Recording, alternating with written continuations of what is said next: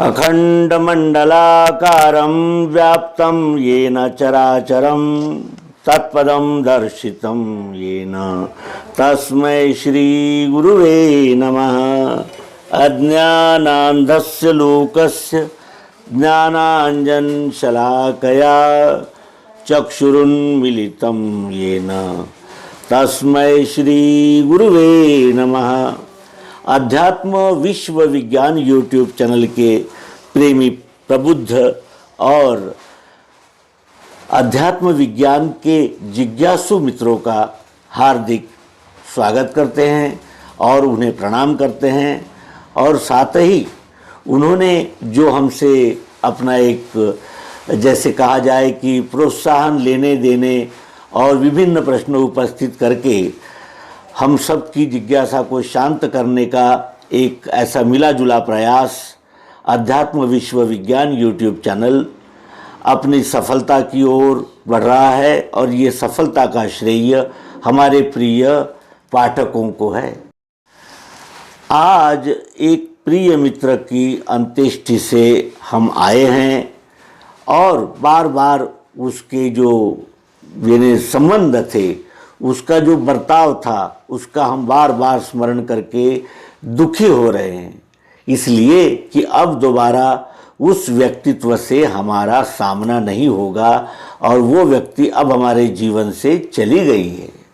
एक रिक्तता है और इस रिक्तता में ममत्व है और भगवान श्री कृष्ण जी की उपदेश को स्मरण करने का यही वो समय है कि इस समय हम ये जाने कि भगवान श्री कृष्ण जी इस देह त्याग के विषय में क्या कहते हैं।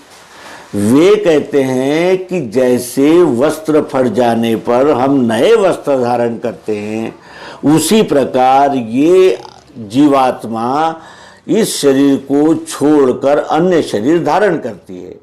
इस शरीर को छोड़ना ही पड़ता है इसलिए कि ये सगुण साकार है और इसका विघटन जो पंच महाभूत पृथ्वी जल अग्नि वायु आकाश इनमें होता है, क्योंकि ये इन पंच महाभूतों से ही निर्मित एक यंत्र है।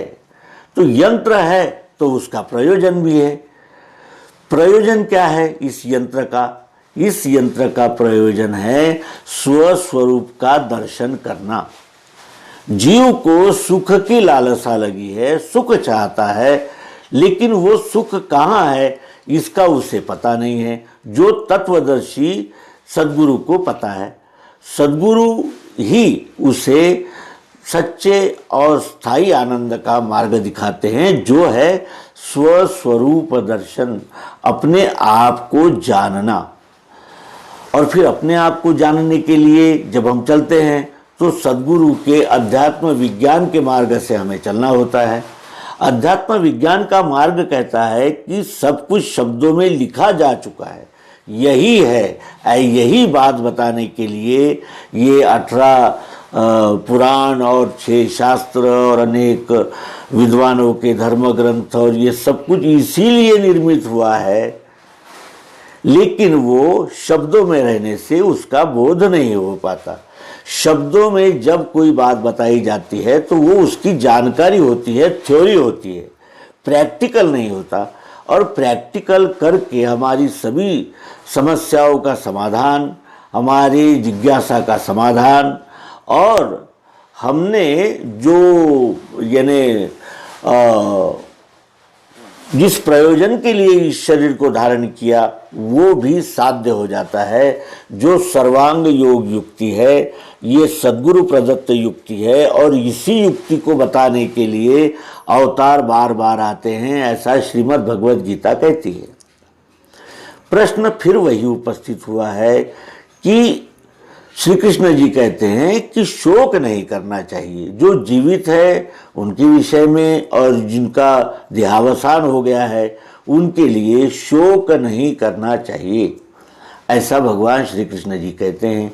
और हम शोक करने लगते हैं क्योंकि वो उसमें हम ममत्व जोड़ दिया है हमने, हम मोहित हो गए हैं, मोहग्रस्त हो गए, इसलिए हमें दुख होता है और एक आर्तता सी महसूस होती है। फिर श्री कृष्ण जी ये भी कहते हैं कि कर्म के लिए आया है, कर्मण्येवाधिकारस्ते मा फलेषु कदाचन, कर्म का अधिकारी तू फल का नहीं। और कर्म क्या करना चाहिए, क्योंकि बगैर कर्म के तू एक क्षण भी इस विश्व में, इस दुनिया में नहीं रह सकता। बगैर कर्म के कोई रह नहीं सकता, क्योंकि ये जो ज्ञानेंद्रिया है, मन है, बुद्धि है, ये सतत कार्य करती रहती है, क्योंकि ये रूपांतरण होता रहता है इसका, इसलिए ये सतत चक्र में घूमती रहती है, जागृत रहती है, प्रवाही रहती है। तो इस प्रकृति से बने हुए इस यंत्र को धारण करके हम उपस्थित हुए हैं, और ये तब तक होते रहेंगे जब तक कि हमारी वासनाएं, कामनाएं ये अधूरी रहेगी, अतृप्त रहेगी। और इन कामनाओं का अगर हम विश्लेषण करें तो ये एक क्षण भी नहीं रहती, अपने साथ बहा ले जाती है, और बार बार उन वासनाओं को पूर्ति करने पर भी उसकी अतृप्तता बनी ही रहती है। फिर प्रश्न ये आया कि ऐसा क्यों होता है? ऐसा इसलिए होता है कि हम योग नहीं करते, हम भोगने का प्रयास करते हैं। भोगने में एक शोषित होता है, एक शोषक होता है, और वो आसुरी आनंद होता है। लेकिन जब योग होता है तो उसमें आनंद तो होता ही है, लेकिन उसमें विश्व कार्य होता है, विश्व के नियमों का पालन होता है। अब आज सर्वांग योग का जिस अध्याय का निरूपण हम प्रस्तुत करने वाले हैं वो अक्षर आत्मा के विषय में है। अभी तक हमने शरीर के विषय में जाना, अब आत्मा के विषय में भगवान श्री मायानंद जी चैतन्य सर्वांग योग में क्या कहते हैं इसका हम आकलन करें, क्योंकि यही वो आत्मा है जिसके विषय में श्री कृष्ण जी कहते हैं कि तू निर्लेप है, निसंग है, निर्मल है, सब में है, एक रस है और स्थायी है, अजन्मा है, पुराना है, नित्य है। ऐसा तू अक्षर आत्मा है, आत्मा है, और वो आत्मा ही एक एक कण में विलसित हो रही है। लेकिन उसको देखने की जो युक्ति है वो सद्गुरु के बगैर कोई दे नहीं सकता। और सद्गुरु सर्वांग योग में अक्षर आत्मा की पहचान कराते हैं, परिचय कराते हैं, हमें साक्षात कराते हैं। कहते हैं अब अक्षर आत्मा को जानने की सुरीतिये लखाते हैं, इसे लेना श्रद्धा से सात्विकी ही। संपूर्ण विश्व की लीला अक्षर में जिस हो रही, उसी में बैठी हैगी अस्थि भांति प्रियत्व से। वेदों के नेति का शेष वस्तु की उपलब्धि वो, उसी का भास सर्वत्र हो रहा दृश्य मात्र में। वो मिठास यही आत्मा है निराकार जानना, वस्तु के स्वाद में भी वो भरी है प्रिय रूप से। मिठास को हुई इच्छा देखूं निज स्वरूप में, तो क्या देख सकती है नेत्रों से निज रूप को। होते ही वृत्ति नेत्रों से देखना निज रूप, तो दिखेगा विश्व ये सारा यही उसका स्वरूप है। बुद्धि के बल से होवे अस्तित्व सिद्ध वस्तु का, आँखों से देखना चाहे दिखेगा विश्व रूप ही। शब्द स्पर्श तथा रूप रस गंध गुणत्रय, आठों का जो लय स्थान साम्यावस्था जिसे कहें।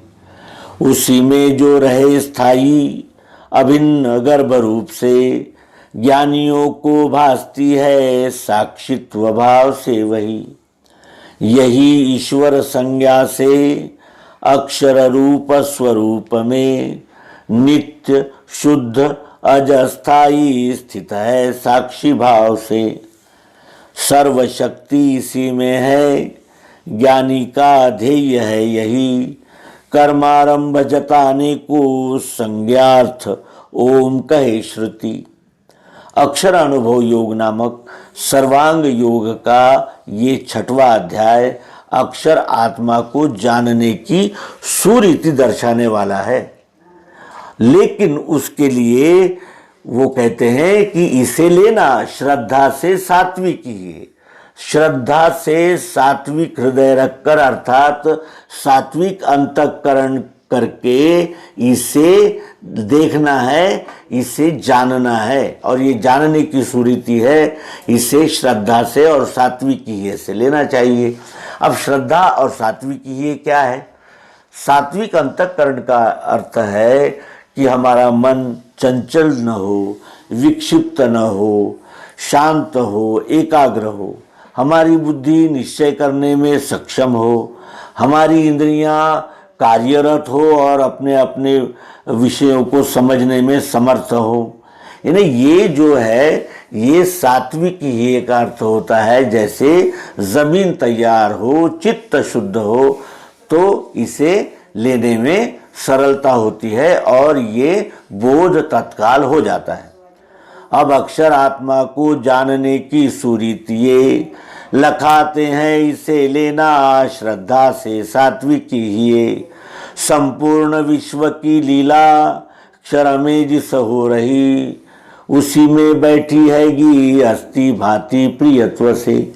संपूर्ण विश्व की लीला अक्षर में हो रही है, अष्टधा प्रकृति में ही संपूर्ण लीला हो रही है। अष्टधा प्रकृति यानी पृथ्वी, जल, अग्नि, वायु, आकाश, मन, धी और अहंकार, ये प्रकृति है।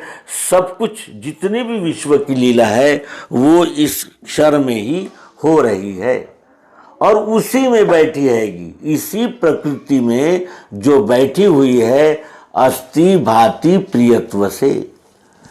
इस विश्व की लीला इस अक्षर प्रकृति में, प्रकृति के द्वारा प्रकृति में हो रही है और उसी में वो तप्रोत अस्थि भांति प्रियत्व रूप से वो अक्षर आत्मा उपस्थित है।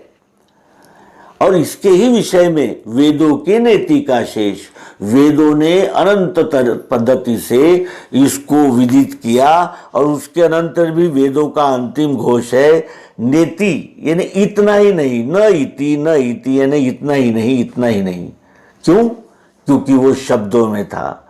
इसीलिए सद्गुरु यहाँ कहते हैं कि वस्तु के, वेदों के नेतिका शेष वस्तु की उपलब्धि वो, यानी हमें सिद्धांत का प्रत्यक्षीकरण वस्तु पर प्रयोग करके हो रहा है, वो वेदों के नीति का शेष है और ये वस्तु की उपलब्धि है। अस्थि भांति प्रियत्व रूप से उसी प्रकृति में ये अक्षर आत्मा प्रविष्ट है, यानी एक रस हो गया है। कैसे? अस्थि का अर्थ होता है कोई भी वस्तु है। सर्वप्रथम हम कहते हैं है, जो आंखों से देखा तो रूप है, कानों से सुना शब्द है, स्पर्श से जाना तो त्वचा से जाना स्पर्श है, जीवा से जाना रस है, नाक से जाना गंध है और यच्चावत विश्व में एक एक कण में है वो है अस्थि। अस्थि का अर्थ है। भांति, भांति यानी दिखता है। एक लोहे में भी प्रियत्व है, तभी तो हम उसे खरीद कर अपने गेट पर लगाए हैं। टाइल्स में भी प्रियत्व था, इसीलिए तो ये फ्लोरिंग पे लगाए हैं। प्रियत्व वो चाह जरूरत प्रियत्व दिखती है। भांति, भांति यानी दिखती है दिखती है और कैसी? प्रियत्व रूप से दिखती है। हमें इस विश्व का क्या प्रिय नहीं है? जो मल हम बाहर फेंक देते हैं, उसको ये कर देते हैं, उसी को अगर हम खेतों में फैला दें तो वही अधिक फसल देता है और अधिक उपयोगी सिद्ध होता है। इसका अर्थ यह है कि ये चेन है, मल से माल और माल से मल। माल से मल बनता है और मल से ही फिर माल बढ़ता है। तो इस प्रकार का ये चक्र है। कहने का आशय यह है कि वो प्रियत्व चराचर में एक एक कण में दिखता है, प्रियत्व रूप से दिखता है और यही वो आत्मा है। हम कहते हैं कि वो सर्वव्यापक है, तो सर्वव्यापक कैसे है? अस्तित्व है, भातित्व यानी दिखता है, प्रिय रूप से दिखता है। और उसी का भास सर्वत्र हो रहा दृश्य मात्र में। हमें यहाँ क्या प्रिय है बताइए, उसी प्रियत्व का चारों ओर एक एक कण में हमें दर्शन हो रहा है, और वो संपूर्ण जितना भी कुछ दिख रहा है दृश्य मात्र में, वो मिठास जुबान को लगने वाला स्वाद है, और ये प्रियत्व है मिठास। मिठास के लिए ही हमने लकड़ी लाए, मिठास के लिए ही प्रेशर कुकर लाए, मिठास के लिए ही ये सारा मिठास का ही रूप जो है वो दिख रहा है। कैसे? प्रिय रूप से मिठास को। अब बात ये आती है कि भगवान श्री कृष्ण जी कहते हैं कि तुम आत्मा हो, शरीर को धारण किया है तुमने, तुम शरीर को ओढ़े हो, तुम वास्तविक में आत्मा हो। तो इस आत्मा को यदि अपने आप को जानने की इच्छा होगी तो वो मिठास, यही आत्मा है, निराकार जानना। ये निराकार है। यहाँ ग्लास बनी है तो वहाँ स्टूल बनी है, यहाँ शक्कर बनी है तो वहाँ नमक बना है। यही जो निराकार मिठास है वो वस्तु के स्वाद में भी भरी है। वस्तु को यानी जो हमने बताशा अधिष्ठान रखा है उसको हम चक्कर देखें तो वहाँ भी प्रियत्व ओतप्रोत है, और उस बताशे से लेकर अपने सहित सर्व ओर प्रियत्व ही प्रियत्व दृग्गोचर होता है, अनुभव में आता है। अब बात यह आई कि हम आत्मरूप है और अपने आप को देखना है, तो क्यों नहीं देख पाते? इसका कारण मायानंद जी बताते हैं कि मिठास को हुई इच्छा देखूं निज स्वरूप में, तो क्या देख सकती है नेत्रों से निज रूप को। यदि इस चाह जरूरत प्रियत्व रूप मिठास को अपना निज स्वरूप यानी अपने आप को देखने की इच्छा होगी, तो क्या ये नेत्रों से अपने निज रूप को देख सकती है? होते ही वृत्ति नेत्रों से देखना निज रूप, तो जैसे ही ये वृत्ति होगी कि मैं अपने आप को जानूं, अपने नेत्रों से देखूं, तो दिखेगा विश्व ये सारा। रूप में, शब्द में, स्पर्श में दिखेगा विश्व ये सारा, यही उसका स्वरूप है। उस निराकार आत्मा ने, अक्षर आत्मा ने, चाह जरूरत प्रियत्व रूप उस मिठास ने ये सारा रूप धारण किया है, और ये साक्षात परमात्मा है, सगुण स्वरूप परमात्मा है, यही उसका स्वरूप है। और उससे हम अलग नहीं है, क्योंकि जैसे बाहर रूप है वैसे यहाँ भी रूप है, जैसे यहाँ स्पर्श है वैसे वहाँ भी स्पर्श सर्व ओर है। तो शक्कर का एक दाना शक्कर के ढेर से अलग नहीं है, जो शक्कर के ढेर में है वही एक दाने में भी है। तो यही उसका स्वरूप है, यानी उस आत्मा का स्वरूप क्या है? तो ये विश्व ही आत्मा का स्वरूप है। अनंत आत्मा मिलकर ही परमात्मा है, और ये विश्व ही परमात्मा है। अब ये प्रोसेस कैसे हुई, तो इसके रचना के विषय में वो बताते हैं कि बुद्धि के बल से होवे अस्तित्व सिद्ध वस्तु का। बुद्धि के बल से बुद्धि जानती है कि ये चाह जरूरत प्रियत्व रूप आत्मा एक एक कण में व्याप्त है, उपस्थित है। ये बुद्धि जानती है। बुद्धि का बल जब लगाया तो अस्तित्व सिद्ध वस्तु यानी वस्तु का अस्तित्व सिद्ध हुआ बुद्धि के बल लगाने पर, और वो बुद्धि सात्विक बुद्धि है। तो बुद्धि के बल से होवे अस्तित्व सिद्ध वस्तु का, आंखों से देखना चाहे दिखेगा विश्व रूप ही। भाई जब हमको कोई देखता है तो कपड़े तो देखते ना, ये नाक आँख कान त्वचा ये सब तो देखते हैं ना, तो दिखेगा विश्व ये सारा, यही उसका स्वरूप है। और आंखों से अगर देखना चाहे तो दिखेगा विश्व रूप ही। शब्द स्पर्श तथा रूप रस गंध गुणत्रय, आठों का जो लय स्थान साम्यावस्था जिसे कहे। जिसमें ये आठों अंग है, शब्द स्पर्श रूप रस गंध और 3 गुण, ये आठों का जो लय स्थान है उसे साम्यावस्था कहते हैं। और उसी में, उस साम्यावस्था में उसी में जो रहे स्थायी अभिन्न गर्भ रूप से, इसी अष्टधा प्रकृति में जो अभिन्न गर्भ रूप से ज्ञानियों को भासती है साक्षित्व भाव से, वही ज्ञानियों को भासती है साक्षित्व भाव से, और विज्ञानियों को दिखती है अध्यात्म विज्ञान के मार्ग से। ये ज्ञानी और विज्ञानियों में अंतर है। तो ज्ञानियों को भासती है साक्षित्व भाव से वही, यही ईश्वर संज्ञा से, ये जो ईश्वर कहते हैं जिसका ये ऐश्वर्य है, वो ईश्वर आत्मा को कहा गया है। चाह जरूरत प्रियत्व ने ही ये विभिन्न प्रकार के आकार धारण किए हैं, इसलिए इसे ईश्वर संज्ञा से अक्षर रूप स्वरूप में, ये अक्षर जो है वो अक्षर रूप इस स्वरूप में ओतप्रोत व्याप्त है। और वो कैसा है? नित्य शुद्ध अजस्थाई स्थित है साक्षी भाव से, वो नित्य है। चाहे हम इस बताशे के लाखों टुकड़े कर देंगे, लेकिन वो एक एक टुकड़े में वो मिठास रहेगी ही रहेगी। शुद्ध है, जैसे मिठास एल्युमिनियम में है वैसे ही मिठास उस टाइल्स में भी है जो पत्थर है। कहने का आशय यह है कि ये नित्य है, शुद्ध है, अज है, ये अमर है। चाहे कितने ही टुकड़े करें, कितना ही कुछ करें, लेकिन रिसाइकल के रूप में पुनः उसी को नया रूप धारण करके आना होता है। ये इस विश्व का नियम है। और इसलिए यहाँ कहते हैं कि नित्य शुद्ध अज और स्थायी है, प्रियत्व बदलता ही नहीं। जैसे ग्लास अगर टूट जाता है तो ग्लास तो टूटता है, लेकिन वो स्टील नहीं टूटता, उस स्टेनलेस स्टील से फिर नया आकार धारण किया जा सकता है। इस प्रकार ये स्थायी है। और कैसा है? साक्षी भाव से स्थित है। ये कर्म नहीं करता। कर्म मन बुद्धि से होते हैं, इंद्रियों से होते हैं। आत्मा कर्म नहीं करता, केवल वो उस यानी कर्म का प्रकाशक है। और वो प्रकाशक आत्मा जो है वो कैसा है? साक्षी भाव से है। वो हमारे कर्मों का साथी नहीं है। सारे कर्म ये जीवात्मा करता है। आत्मा चाह जरूरत प्रियत्व रूप केवल प्रकाशक है। और इसीलिए यहाँ कहा है कि नित्य शुद्ध अजस्थाई स्थित है साक्षी भाव से।